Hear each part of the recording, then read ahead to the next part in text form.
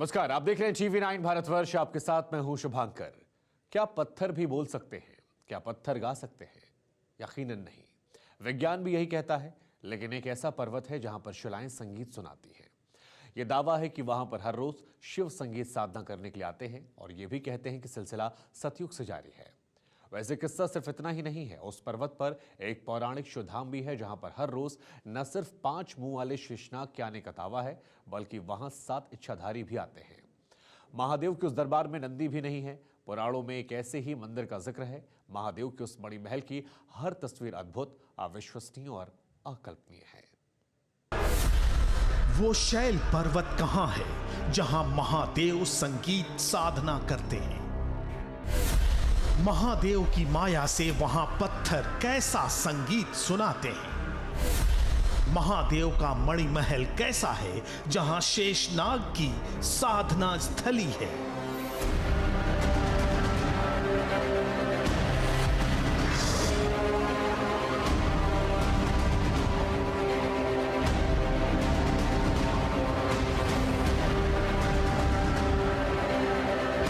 हमने 5 फन का नाग भी देखा, उसको शेषनाग के इसी मंदिर के अंदर गुफा के अंदर ही आपको मिलेगा और दिखाई देगा, बस गायब हो जाएगा। वो आभास करा देगा आपको भी, अगर दर्शन देगा तो आभास करा देगा पूरे मंदिर में आप होगे या वो होगा। वो शिवलिंग कितना दिव्य है जिसके दर्शन के लिए 7 इच्छाधारी आते हैं। हमने अपना गोप्रो कैमरा यहाँ पे लगा दिया है। अब इसके बाद देखते हैं कि आखिर क्या इस कैमरे में कुछ कैद होगा, कुछ ऐसी बातें जो हमें चमत्कृत कर जाएंगी। बिना नंदी का शिव संसार, माया महादेव के मणिधारी की।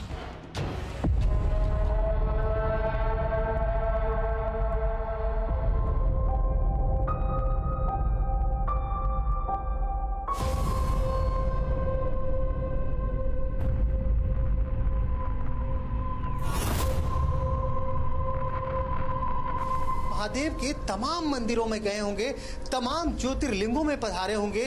वहां महादेव के दर्शन के पहले द्वार पे आपकी मुलाकात नंदी से हुई होगी, लेकिन यहाँ पे नंदी नहीं है। अचानक से एक अजीब तस्वीर हमारे कैमरे में कैद हुई है। पहाड़ पर पिरामिड नुमा पत्थर की बड़ी बड़ी चट्टानें।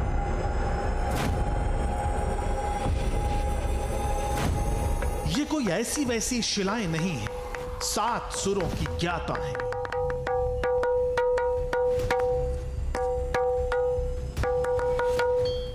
महादेव के सर्पलोक में संगीत के साक्षात 7 सम्राट।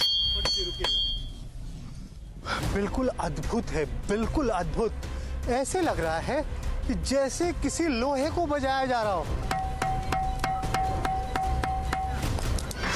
कोई इंसान नहीं, बल्कि ये रुतबा उस पर्वत पर विराजमान पत्थरों को हासिल है जिनके चमत्कार का तराना तिलिस्मी है और हकीकत सबसे बड़ा अचंभा।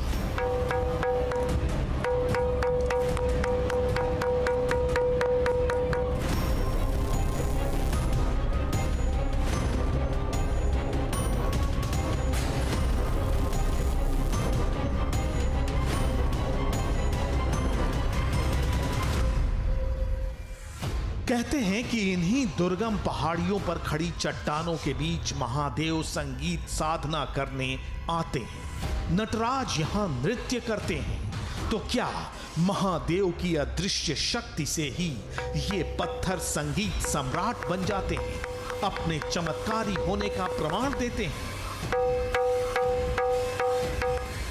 किस्सा इतना भर ही नहीं है, दावा तो यह भी है कि शिव की उस साधना स्थली पर एक पौराणिक शिवधाम है जहां हर रोज आधी रात को देवलोक से 5 मुंह वाले शेषनाग आते, महादेव के शिवलिंग पर मणि चढ़ाते और फिर अदृश्य हो जाते हैं। ये सिलसिला सदियों से जारी है। हमने 5 फन का नाग भी देखा, उसको शेषनाग के इसी मंदिर के अंदर। ये भी छोड़िए, दुनिया के हर शिवधाम के बाहर नंदी विराजमान रहते हैं, लेकिन उस शिवधाम में नंदी है ही नहीं। कहते हैं इसी वजह से वहां हर रोज महादेव के 7 इच्छाधारी गण आते हैं, शिवलिंग की पूजा करते हैं। लेकिन ये करिश्मा आधी रात 12 बजे से सुबह 4 बजे के बीच होता है। नाग देवता है, इच्छाधारी है वो। उसका दर्शन 7 रूपों में हमने किया हुआ है। वो किसी भी रूप में आ जाता है जब किसी को दर्शन देना हुआ। पर्टिकुलर टाइम उसका रात में 12 से 4 के बीच का है। और तो और शेषनाग की उस साधना स्थली में जिसने भी आधी रात ताक झांक की कोशिश की, उसे इसका अंजाम भुगतना पड़ता है।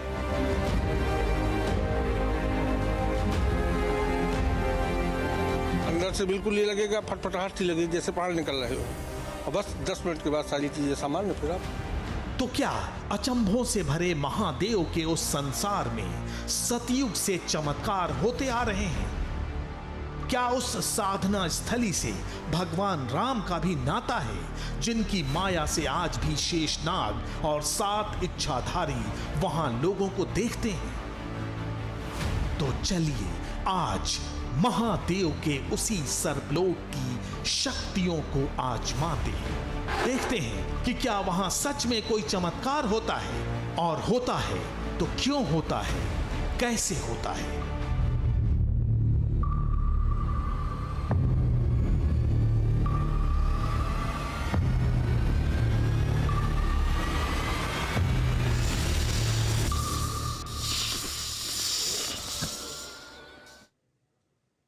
महादेव के उस मायावी संसार तक पहुंचना आसान नहीं है। 1000 फीट ऊंचे पर्वत पर खड़ी चट्टानों की बाधा पार करनी पड़ती है। वहां गाड़ी भी नहीं जाती, पैदल ही शिवधाम तक पहुंचना पड़ता है। पहला पड़ाव शिव का नटराज लोक है, जहां पर पत्थर सुरों के ज्ञाता है। तो क्या आज उस पर्वत पर कोई शिव शक्ति दिखाई पड़ेगी? इसका जवाब जानेंगे तो यकीनन हैरान रह जाएंगे।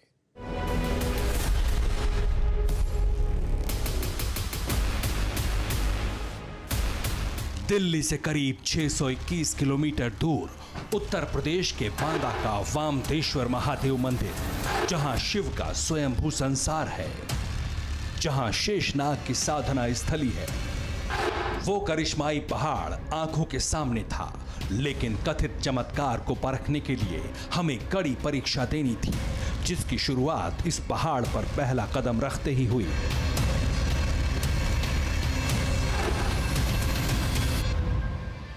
हम वामदेवेश्वर पर्वत के उस जगह पे मौजूद हैं जहां से पूरा बांदा शहर दिखता है। हम आपको बता दें कि बांदा नाम के पीछे भी यही वामदेवेश्वर पर्वत है। अगर आप सरकारी गजट का अध्ययन करेंगे तो साफ साफ गजेटियर में भी ये लिखा हुआ है कि बांदा का नाम वामदेवेश्वर का ही अपभ्रंश है। महादेव के मणिमहल के रहस्यों की जानने की जिज्ञासा में हमारे कदम बेसाख्ता बढ़ रहे थे, लेकिन 1000 फीट ऊंचा पहाड़ चढ़ना आसान नहीं था। इस वक्त हम वामदेवेश्वर पर्वत की शिखर की तरफ जा रहे हैं। हमें ये बताया गया कि यहाँ सिर्फ महादेव के मंदिर में ही चमत्कार नहीं होता, सिर्फ महादेव के गणदूत ही नहीं आते, बल्कि ये पूरा पर्वत चमत्कारों से अटा पड़ा है। हमें ये बताया गया कि इस पर्वत के शिखर के ऊपर 7 ऐसी शिलाएं हैं जिससे सप्तक निकलती है, यानी कि सरगम की धुन निकलती है। 7 अलग अलग शिलाओं से 7 स्वर के संगीत सुनाई देते हैं।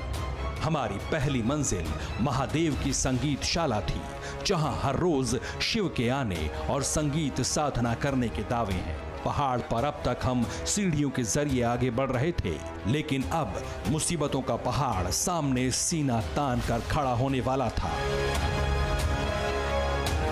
हालांकि यहाँ तक तो हम सीढ़ियों से चलते हुए आ गए हैं, लेकिन वो सप्तक पत्थर जिनसे 7 सुर निकलते हैं, वहां तक पहुंचने के लिए अब हमें कठिन पहाड़ी रास्तों से गुजरना होगा, जहां पांव रखना भी बहुत ही मुश्किल है। हम आपको पीछे की तरफ दिखाएं, अपने कैमरा सहयोगी राजेश को कहेंगे कि वो पीछे की तरफ दिखाएं कि आखिर आगे जाने के लिए हमें तमाम किन तरह के चट्टानों के बीच से गुजरना होगा। खड़ी चट्टानें हमारे हौसले की परीक्षा लेने वाली थी। ये समझ में आ गया था कि शिव का गीत सुनाने वाली उन शिलाओं तक पहुंचना आसान नहीं है। फिर भी हमने चट्टानों के चैलेंज को चुनौती देने की ठानी। बड़े चट्टानों से होकर चोटी तक पहुंचना, मैं सच में आपको बताऊं, बहुत नामुमकिन सा दिख रहा है। हालांकि अगर आप देखें तो दूरी बहुत कम है, 3, 4, 5 बड़े चट्टान और रह गए हैं, लेकिन इन चट्टानों को पार करना आप खुद अंदाजा लगा सकते हैं कि कितना मुश्किल है। हालांकि हमारी हिम्मत यहाँ पर जवाब दे रही है। चट्टानों पर एक एक कदम आगे बढ़ाना आसान नहीं था, लेकिन हम ठान कर आए थे कि जो अफसाना सुना है उसे देखेंगे भी और परखेंगे भी। लेकिन बीच रास्ते में कुछ ऐसा हुआ, लगा पड़ताल यहीं खत्म हो जाएगी। हम अब इस वक्त उस चमत्कार के बिल्कुल करीब पहुंच चुके हैं जिसके बारे में ये दावा किया गया कि इस पर्वत के ऊपर वैसे तमाम पत्थर मौजूद हैं जिससे सप्तक के सुर यानी कि सरगम की आवाज निकलती है।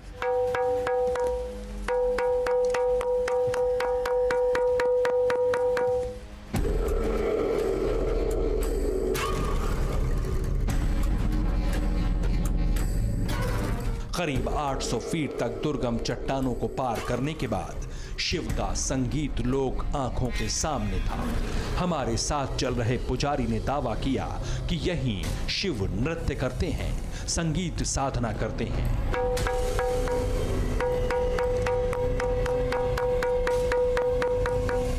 लेकिन सामने जो चट्टानें थीं वो बिल्कुल मामूली सी दिख रही थीं। तो क्या वाकई इन चट्टानों पर नटराज का कोई करिश्मा दिखने वाला था?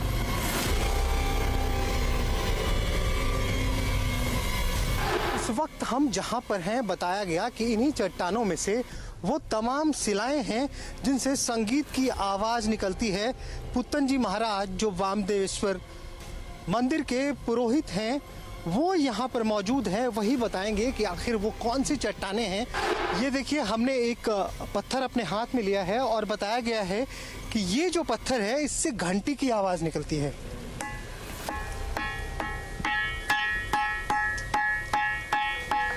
पत्थर से घंटी की आवाज सुनकर हम अचंभित थे।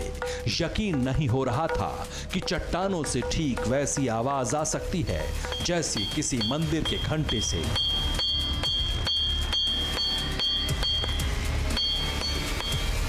हम इसी उधेड़ बुन में थे, तभी पुत्तन महाराज ने शिव की संगीतशाला के दूसरे रहस्य से पर्दा उठाया।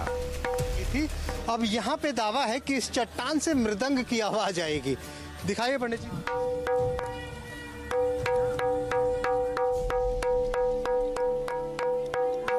देखा आपने किस तरह का चमत्कार है। विज्ञान की थ्योरी कहती है अगर किसी चट्टान में कोई धातु मौजूद है तो उससे किसी भी तरह की आवाज निकल सकती है। हमने विज्ञान और कथित चमत्कार को भी परखा। अगर विज्ञान के पास ये तर्क है कि ये जो चट्टान है ये इनमें धातु के गुण हैं, तो इस चट्टान से भी इस तरह की आवाज फूटनी चाहिए जिस तरह की आवाज इस चट्टान से फूट रही है। आपने ये देखा। अब ठीक इसके नीचे वाले चट्टान पे कुछ ऐसा ही करने का प्रयास मैं कर रहा हूं। ये आवाज सुनिए, जैसे चट्टान या पत्थरों को तोड़ा जाता है उस तरह की आवाज यहां से आ रही है। ये देखिए, ये देखिए, ये देखिए, और मैं पहुंचा इस शिला पे। अब ये आवाज सुनिए, है ना चमत्कार। चट्टानों से मृदंग और घंटे की आवाज निकलना हमें हैरान कर रहा था। इतनी जल्दी किसी भी चमत्कार को समझना जल्दबाजी होती। सवालों के जवाब तलाशते इससे पहले दूर खड़े आस्था के पैरोकार विज्ञान को चैलेंज कर रहे थे। चमत्कार। पुत्तन जी ने कहा कि यहाँ पे 2 शिलाएं और हैं। हालांकि ठीक पहले मैं इसे नहीं बजाऊंगा, हो सकता है कि और पास में देखिए, ये देखिए, कुछ ऐसी आवाज आ रही है जैसे पत्थर चट्टान तोड़ते वक्त आती है। लेकिन यहाँ पे ये बता रहे हैं कि इस शिला से कुछ ऐसी आवाज आएगी जैसी आवाज जब आप किसी कलसे को बजाते हैं। देख लेते हैं।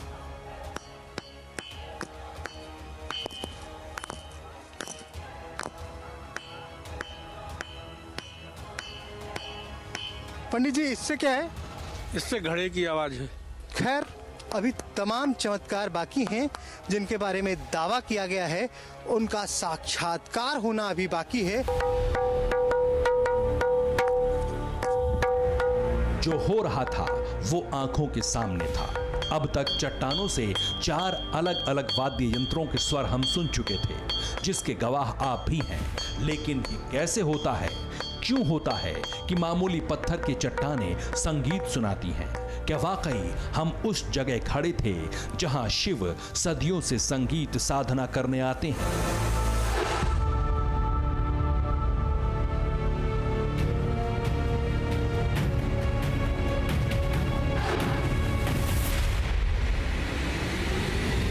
पंडित जी, अब यहाँ पे क्या है? यहाँ पर घड़ियाल की आवाज़ है। ये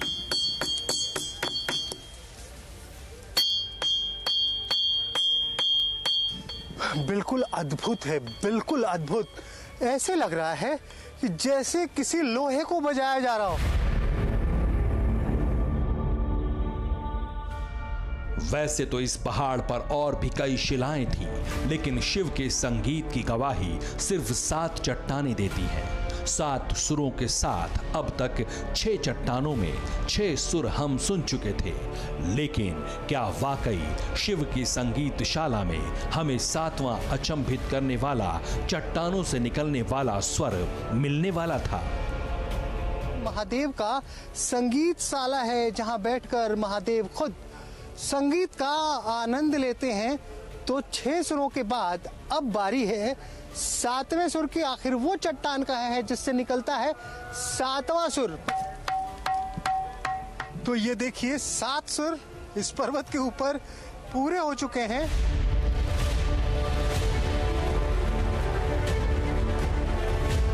शैल पर्वत पर 7 चट्टानों से निकले 7 स्वर किसी करिश्मे से कम नहीं थे। तो क्या महादेव के उस धाम में सच में आधी रात 7 इच्छाधारी आते हैं?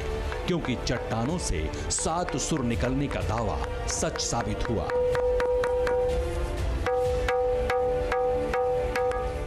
महादेव के इस संगीतशाला से निकलकर महादेव के मंदिर के उस गर्भगृह की तरफ जा रहे हैं, जिसके बारे में ये दावा किया जाता है कि महादेव के तमाम गणदूत वहां पे आते हैं। इतना ही नहीं, लोग कहते हैं कि वहां सर्प भी आते हैं, और ऐसे वैसे सर्प नहीं, पंचमुखी सर्प। क्या सच में ये संभव है?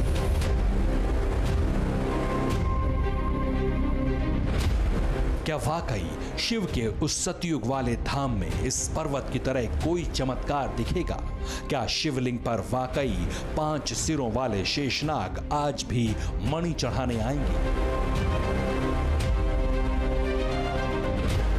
अब बारी इसी चमत्कार को करीब से जानने की थी।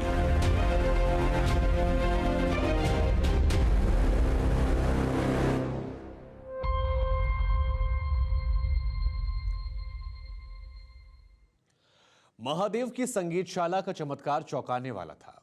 विज्ञान ये कहता है कि पत्थरों के धातु क्लियर होती है, लेकिन उन 7 शिलाओं में ऐसा कुछ भी नहीं। इस पर विज्ञान भी मुहर लगा चुका है। तो क्या संगीतशाला की तरह शिव के उस दरबार में सच में शेषनाग आते हैं? इस रहस्य का भी वैज्ञानिक पड़ताल हमने की, और उसके बाद जो नतीजा आया वो हैरान करने वाला था। इस वक्त हम बांदा जिले के वामदेश्वर पर्वत के ऊपर मौजूद हैं। बताया ये जाता है कि इस पर्वत के ऊपर महादेव का वो स्थान है जहां आज भी महादेव के तमाम गण दूत महादेव के दर्शन के लिए आते हैं। लोग तो ये भी कहते हैं कि रात्रि में एक पहर वो भी आता है जब महादेव के शिवलिंग से तमाम सर्प आकर लिपटे होते हैं। महादेव के कथित मायावी धाम तक भी पहुंचना आसान नहीं था। खड़ी चट्टानों की बाधा लांघने के बाद अब सांस फुला देने वाली सीढ़ियों पर हमारे हौसले की परीक्षा थी। लगभग 100 सीढ़ियां चलने के बाद हम वामदेवेश्वर मंदिर के मुख्य द्वार पे पहुंच चुके हैं, जिसके बारे में ये बताया जाता है कि यहाँ पे ये शिवलिंग स्वयंभू है। और इतना ही नहीं, लोग ये बताते हैं कि यहाँ का शिवलिंग सतयुग काल का है। जिस शिवधाम का ताल्लुक सतयुग से बताया जाता है वो अब हमारी आंखों के सामने था, लेकिन मंदिर एकदम साधारण था। हमें बताया गया कि चमत्कार मंदिर में नहीं, अंदर मौजूद शिवलिंग पर होता है। यही हमें मंदिर और महादेव से जुड़े पहले रहस्य का जवाब मिला। ये अनादिकाल का है। भगवान राम यहाँ से होते हुए चित्रकूट गए, रामायण काल से प्राचीन है। यहाँ की विशेषताएं हैं कि जैसे यहाँ आप आलवंड शंकर जी के मंदिर में कहीं जाएं आपको नंदी मिलेगा, यहाँ नंदी नहीं है, यहाँ केवल दिया है। ये उस काल से पूर्व की मूर्ति है, उसकी भी एक कथा आती है। ये उस काल से पूर्व की मूर्ति है जब मेडिएटर नहीं था। फिर 12 ज्योतिर्लिंग सब इसके बाद के बने। आप जो मांगोगे वो आपको मिलेगा, आप खाली हाथ नहीं मिलेगा। हैरानी पंडित के दावों में नहीं थी, अचंभा ये था कि इस मंदिर में शिव बिना नंदी के विराजमान है। ऐसा दुनिया के किसी दूसरे मंदिर में नहीं है। पंडित ने रामायण और भस्मासुर की जो कहानी सुनाई, उससे ज्यादा हमारी दिलचस्पी चमत्कार को निहारने की थी। अब ये तो साफ था कि मंदिर में नंदी नहीं है, तो क्या सच में 7 इच्छाधारी शिव की सेवा करने आते हैं? आते हैं तो कौन और कब आता है? नाग देवता है, इच्छाधारी है वो। उसका दर्शन 7 रूपों में हमने किया हुआ है। वो किसी भी रूप में आ जाता है। हमने तो 7 रूपों में उसका दर्शन किया है। बंदर, भालू, तेंदुआ, चीता, बच्चा, साधु, नाग के रूप में। हमने 5 फन का नाग भी देखा उसको, शेष नाग के इसी मंदिर के अंदर। पुराणों में जिस शेषनाग का जिक्र है, जिस नागलोक के रहस्य से वेद भरे पड़े हैं, क्या उन रहस्यों का असली गढ़ यही मंदिर है? क्योंकि पुजारी तो यही दावा कर रहा था। बातों बातों में पुजारी ने कैमरे पर ऐसा भेद खोला जिसका जिक्र उसने आज तक किसी से नहीं किया। जो आप कह रहे थे कि पंचमुखी नाग देखा, तो वो तो मैंने देखा था आज से करीब 30 साल पहले। जलहरी पर लाइट नहीं थी तो दीपक की गुल मैंने काटी तो जाकर के जलहरी पर गिरी तो पूरा जलहरी भर का फनफना कर खड़ा हो गया। जिस वक्त वो गणदूत आते हैं उस वक्त कुछ ऐसा होता है कि आप खुद व्याकुल हो जाते हैं। अंदर से बिल्कुल ये लगेगा, फटफटाहट सी लगेगी जैसे प्राण निकल रहे हो। और बस 10 मिनट के बाद सारी चीजें सामान्य। फिर आप अगर इन तमाम चीजों से साक्षात्कार करना है तो हमारी टीम को आज की रात इस मंदिर में गुजारनी पड़ेगी। हालांकि पंडित जी ने कहा कि इस मंदिर में कोई नहीं रुकता संध्या आरती के बाद। 30 साल पहले पुजारी ने मंदिर में 5 मुंहों वाले शेषनाग को देखा था, जैसा कि दावा है। मंदिर में और भी ऐसे कई मिले जिनके दावों पर यकीन नहीं हुआ, लेकिन कुछ तो ऐसा था जिसे लोग चमत्कार मान रहे थे। अभी मेरे हस्बैंड की बहुत ज़्यादा तबीयत खराब थी, 6 महीने अपोलो में एडमिट थे। हमने वहीं से उनसे मांगा था भगवान से कि हम इनको घर लेके आएँ बस किसी तरह से, और उन्हीं का चमत्कार है कि आज इनको हम घर लेके आए। डॉक्टरों ने तो मना ही कर दिया था। यहाँ पे जो भी आता है, जो भी मांगता है, पूरा होता है उसका। मेरी शादी हुई थी तो उसके बाद से मैंने आना शुरू किया। बहुत ही अच्छा लगता है। जो भी मैंने इच्छा की, मेरी हर इच्छा पूरी हुई है इधर आके। ये भी मंदिर में ही पता चला कि यहाँ लाइलाज बीमारियों का इलाज भी हो जाता है, बिना डॉक्टर, बिना दवा के। लेकिन कौन करता है? ये और दूसरे कई सवालों के साथ हम मंदिर के गर्भगृह की तरफ बढ़े, क्योंकि इन सवालों का जवाब वहीं मिलता। ठीक हमारी दाहिनी तरफ वो गुफा है जो सीधी जाती है बाम्बेश्वर महादेव के गर्भगृह की ओर। बताया ये जाता है कि ये मंदिर, खासकर यहाँ का शिवलिंग बहुत ही प्राचीन है। लोगों का तो ये भी कहना है कि यहाँ पे कभी प्रभु श्री राम भी पूजा करने आए थे। जितने चमत्कारों के किस्से इस धाम से जुड़े हैं, उससे ज्यादा चमत्कारी तो मंदिर की गुफा थी। बाहर से बिल्कुल सामान्य दिखने वाला ये मंदिर अंदर से किसी अजूबे से कम नहीं था। प्राकृतिक गुफा में स्वयंभू शिवलिंग है जिसकी साधना ऋषि वामदेव तक ने की है। यहाँ की शिवलिंग की एक खासियत है, पहली बात तो कि ये शिवलिंग स्वयंभू है और एक गुफा के अंदर है, यानी कि स्वनिर्मित गुफा के अंदर है, कोई कृत्रिम बनावट नहीं है। हालांकि आधुनिक काल में दीवारों के ऊपर पेंट कर दिया गया है। और सबसे आश्चर्य की बात, आप महादेव के तमाम मंदिरों में गए होंगे, तमाम ज्योतिर्लिंगों में पधारे होंगे, वहां महादेव के दर्शन के पहले द्वार पे आपकी मुलाकात नंदी से हुई होगी, लेकिन यहाँ पे नंदी नहीं है। यकीन नहीं हो रहा था कि गर्भगृह में शिव के साथ नंदी नहीं थे। खैर, ये वो जगह थी जहां आधी रात देवलोक सजता है, ऐसा दावा किया जाता है। लेकिन गुफा के अंदर ऐसा ना तो कुछ दिख रहा था और ना ही महसूस हो रहा था। तभी पंडित ने देवलोक के शेषनाग से जुड़ा पहला सबूत हमें दिखाया। सारे दावे सत्य हैं। ये है नाग देवता के आने के स्थान है, इससे आते हैं, इसी से जाते हैं। बरसात में इससे पानी निकलता है जो आकर के भगवान के ऊपर ही गिरता है। नाग देवता इसी से आएंगे, अनेक रूपों पर आते हैं और इसी से वापस भी चले जाते हैं। आपको भी अगर ईश्वर की कृपा होगी तो आपको भी दर्शन हो जाएंगे। तो मतलब हम कोशिश कर सकते हैं? हाँ, कोशिश आप कर सकते हैं।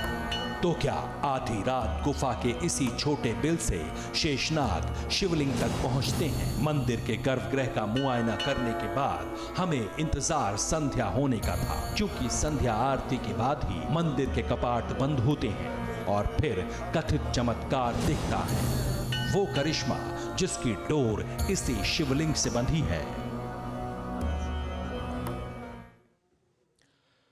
आपको बता दें कि पुराणों में इस बात का भी जिक्र है कि शेषनाग महादेव की साधना करते हैं, शिवलिंग पर फूलों की जगह मणि चढ़ाते हैं। ऐसे में सवाल यह खड़ा होता है, क्या वामदेश्वर महादेव वही मंदिर है? अगर आज रात उस शिवलिंग की साधना के लिए शेषनाग आएंगे तो हमारे कैमरे की नजर से वो नहीं बच पाएंगे, लेकिन क्या वो पहुंचे? देखते हैं अगली रिपोर्ट में। अचानक से एक अजीब तस्वीर हमारे कैमरे में कैद हुई है। वक्त ठहर सा गया था। चमत्कार से साक्षात्कार की घड़ियां लंबी, बहुत लंबी लगने लगी थी, क्योंकि अभी संध्या आरती होने में करीब 4 घंटे का वक्त था। मंदिर प्रांगण में अजीब सी खामोशी थी। हवाओं के शोर में कुछ तो था जो अपने होने का आभास करा रहा था। तभी कुछ ऐसे लोगों से हमारी मुलाकात हुई जिनके पास महादेव के मायावी संसार से जुड़े और भी चौंकाने वाले किस्से थे। इस गुफा का प्रभाव है कि जो भी मांगेगा उसको अपने आप मिल जाता है, क्योंकि नादिया नहीं है, इसमें दिया 24 घंटा जलता है। और जो दिया जलता है, आप गुफा के अंदर घुसते ही एक विशेष प्रकार का आपके अंदर ऊर्जा जैसे पैदा होती है। हम लोग बचपन से बहुत छोटे से ही यहाँ पे आ रहे हैं और यहाँ पे जो भी भक्तजन आते हैं उनका ये मान के आप चलिए कि 100% जो भी उनकी मनोकामना होती है वो पूरी हो जाती है। सुबह से अब रात हो चुकी थी। इस मंदिर में एक बात और चौंकाने वाली ये थी कि आम मंदिरों में 8 बजे तक संध्या आरती हो जाती है, लेकिन यहाँ संध्या आरती का टाइम रात 10 बजे से 11 बजे का है। तो क्या इसके पीछे भी कोई रहस्य है? इस वक्त रात्रि के तकरीबन 10 बजने वाले हैं। आप देख सकते हैं ठीक हमारे पीछे घड़ी में 10 बजने में तकरीबन 5 से 7 मिनट बाकी है। अभी मंदिर में भक्तों की भीड़ है, क्योंकि 10 से लेकर रात के 11 बजे तक यहाँ संध्या आरती होगी और उसके बाद तमाम भक्तगण यहाँ से चले जाएंगे। बताया तो ये भी गया है कि मंदिर के पुजारी गर्भगृह के दरवाजे पे ताला लगाकर वो भी वापस घर चले जाएंगे। संध्या आरती के बाद मंदिर के कपाट बंद कर दिए गए। गर्भगृह के मुख्य द्वार पर पुजारी ने हमारे सामने ताला लगाया। वैसे गर्भगृह में दाखिल होने का यही इकलौता रास्ता है। संध्या आरती के बाद यहाँ कोई नहीं रुकता, लेकिन मंदिर के पुजारी से गर्भगृह की चाबी लेकर हमने मंदिर में ही रुकने का फैसला किया। महादेव मंदिर में संध्या आरती खत्म हो चुकी है और अब वक्त आ गया है जब यहाँ के पुजारी गर्भगृह के आगे के दरवाजे पे ताला लगाकर यहाँ से वापस चले जाएंगे। चूंकि TV9 की पूरी टीम यहाँ मौजूद है, इसलिए आज हम इनसे ये चाबी ले लेते हैं और इसके बाद यहाँ से पंडित जी अपने घर की तरफ चले जाएंगे और सुबह वो वापस मंदिर में आएंगे, लेकिन हम यहाँ मौजूद हैं। 11 बजे के बाद मंदिर खाली होने लगा। पुजारी और दर्शन करने आए लोग अब तक जा चुके थे। तभी गर्भगृह के बाहर हमें कुछ हलचल महसूस हुई, लेकिन ये कोई चमत्कार नहीं था। मंदिर में सबसे आखिर में दर्शन करने आए एक बुजुर्ग थे, जिन्होंने जाते जाते हमें यहाँ ना रुकने की आखिरी चेतावनी दी। हमने आज सोचा है कि पूरी रात इस मंदिर के प्रांगण में रहेंगे, तो यहाँ रहना उचित है, क्योंकि हमें ये बताया गया कि यहाँ कोई नहीं रुकता। नहीं, हम लोग यहाँ छोटे से पैदा हुए हैं, यहाँ कोई रात को रुक नहीं पाता है। रुक नहीं पाता है या रुकता नहीं? मतलब रुक नहीं पाता का मतलब ये है कि हम लोग थोड़ी देखते हैं, कोई रुकता ही नहीं है यहाँ पर जो है। कुछ ऐसी आपदा हो जाती है, कुछ ऐसी परिस्थिति आ जाती है जिसके कारण हम लोग अलाउ नहीं करते किसी को। रात और गहराने लगी थी। मंदिर में अब हमारी टीम के अलावा कोई नहीं था। अब बारी थी 12 बजने से पहले मंदिर के गर्भगृह में खुफिया कैमरा फिट करने की। लिहाजा हमने रात में फिर से मंदिर का गर्भगृह खोलने का फैसला किया। ये मंदिर के इतिहास में पहली बार था जब संध्या आरती के बाद आधी रात कोई मंदिर के कपाट खोलने जा रहा था। दिमाग में सवाल दौड़ने लगे थे कि कहीं ऐसा करके हम कुछ गलत तो नहीं करने जा रहे। तमाम लोगों के मंदिर से जाने के बाद एक बार फिर से हम मंदिर के गर्भगृह में जा रहे हैं, क्योंकि मंदिर की चाबी हमारे पास है। तो हमने सोचा है कि गर्भगृह के अंदर हम अपना गोप्रो कैमरा लगा देंगे, जिससे कि हम बाहर बैठकर भी गर्भगृह में होने वाली हर हलचल पे नजर रख सकें। हम अपने सहयोगी के साथ तेजी से मंदिर के गर्भगृह में दाखिल हुए और शिवलिंग के ठीक सामने गोप्रो कैमरा फिट करके उसे ऑन कर दिया। हमने अपना गोप्रो कैमरा यहाँ पे लगा दिया है। अब इसके बाद देखते हैं कि आखिर क्या इस कैमरे में कुछ कैद होगा। गर्भगृह के मुख्य द्वार पर ताला है। बाहर और अंदर हमारे 2-2 कैमरे तैयार हैं। अगर महादेव का कोई कथित इच्छाधारी मंदिर में आया तो वो हमारे कैमरों की नजरों से नहीं बच पाएगा। हर हरकत पर नजर रखने के लिए हमने विज्ञान और तकनीक का पूरा सहारा लिया, ताकि महादेव के मणिधारी माया से पर्दा उठ सके। मंदिर के घड़ी में इस वक्त 12 बजकर तकरीबन 5 मिनट होने वाले हैं और हम इसी मंदिर के प्रांगण में मौजूद हैं। हमारे साथ हमारे स्थानीय सहयोगी आलोक निगम और कैमरामैन राजेश मौजूद हैं। और इस मोबाइल में हम वो तमाम तस्वीरें देख पा रहे हैं जो हमारा गोप्रो कैमरा जो गर्भगृह के अंदर लगा है वो दिखा पा रहा है। अगर किसी भी तरह की कोई हरकत मंदिर के अंदर होती है तो वो तमाम तस्वीरें हमारे इस फोन में कैद होंगी। गुजरता वक्त बेचैनी बढ़ा रहा था। जहन में सवालों का ज्वार उठ रहा था। क्या आज वाकई गर्भगृह में कोई चमत्कार होगा? क्या 5 मुंह वाले इच्छाधारी शेषनाग आज हमारे कैमरे में कैद होंगे? तभी कुछ ऐसा हुआ जिसने हमारे रोंगटे खड़े कर दिए। अचानक से एक अजीब तस्वीर हमारे कैमरे में कैद हुई है। ये मंदिर में हमारा गोप्रो कैमरा गिरा है और जो तस्वीरें हमारे इस गोप्रो कैमरे में कैद हुई है वो बिल्कुल हैरत अंगेज है। अब हम यहाँ मंदिर से बाहर चलते हैं और आपको दिखाते हैं कि आखिर इस कैमरे में कैद क्या हुआ है। मुझे विश्वास नहीं हो रहा। ये पहली नजर आलोक की गई थी। आलोक, आपने क्या देखा? मैंने तो देखा सर कि इसमें है सर ही दिख रहा है मुझे। आपको पूरा यकीन है? पूरा यकीन है सर। हालांकि मैंने पूरी अच्छी तरह से इसे नहीं देख पाया, मेरी नजर कहीं और थी। तो अब हम रिवाइंड करके गोप्रो के उन तमाम फुटेज को चेक करेंगे। क्या सच में, जैसा कि आलोक बता रहे हैं, क्या सच में कोई सांप इस मंदिर के आया था? क्या वो हमारे कैमरे में कैद हो पाया है? गर्भगृह में जो हुआ था, जो हमारी आंखों ने देखा था, जो खुफिया कैमरे में कैद हुआ था, वो अद्भुत था, अविश्वसनीय और अकल्पनीय था। शिवलिंग के ठीक सामने जो कैमरा लगाया गया था वो किसी ने गिरा दिया था। इसका जवाब हमारे कैमरे में ही रिकॉर्ड था। तस्वीरें हमारे कैमरे में कैद हुई हैं। ये बिल्कुल अद्भुत हैं। आप देख सकते हैं ये कौन सी तस्वीर है। ये हमारे मोबाइल पे आप साफ देख रहे हैं बाम्बेश्वर महादेव के मंदिर के गर्भगृह में वो शिवलिंग और शिवलिंग के पास वही नजारा जो कहानियां सुनकर हम दिल्ली से यहाँ तक आए थे।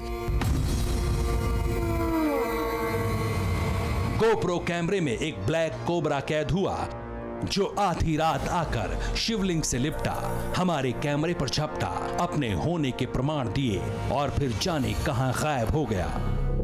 कई बार जो होता है वो दिखता नहीं और जो दिखता है वो होता नहीं। मंदिर के गर्भगृह में हमारे कैमरे ने जो देखा, जो रिकॉर्ड किया, वो हमने आपको अनकट दिखाया। हम यहाँ किसी अंधविश्वास को बढ़ावा नहीं देना चाहते। हो सकता है ये कोई मामूली कोबरा हो जो भूले भटके मंदिर में आ गया हो। हमारी पड़ताल यहीं खत्म हुई और हम यहाँ से अपनी नई मंजिल की तरफ निकल पड़े। बांदा के वाम देवेश्वर से श्रीनिवास, TV9 भारतवर्ष। तो तो इसे आप आस्था कहेंगे या अंधविश्वास कहेंगे, ये बेहतर होगा आप ही तय कर लें।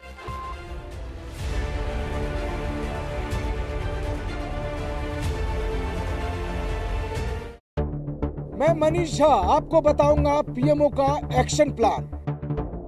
मैं अभिषेक उपाध्याय आपको दूंगा रेलवे की हर खबर। मैं विपिन चौबे हेल्थ मिनिस्ट्री की हर अपडेट के साथ।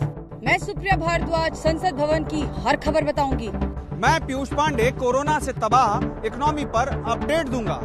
मैं सुमित चौधरी कोरोना वॉर की इनसाइड स्टोरी बताऊंगा।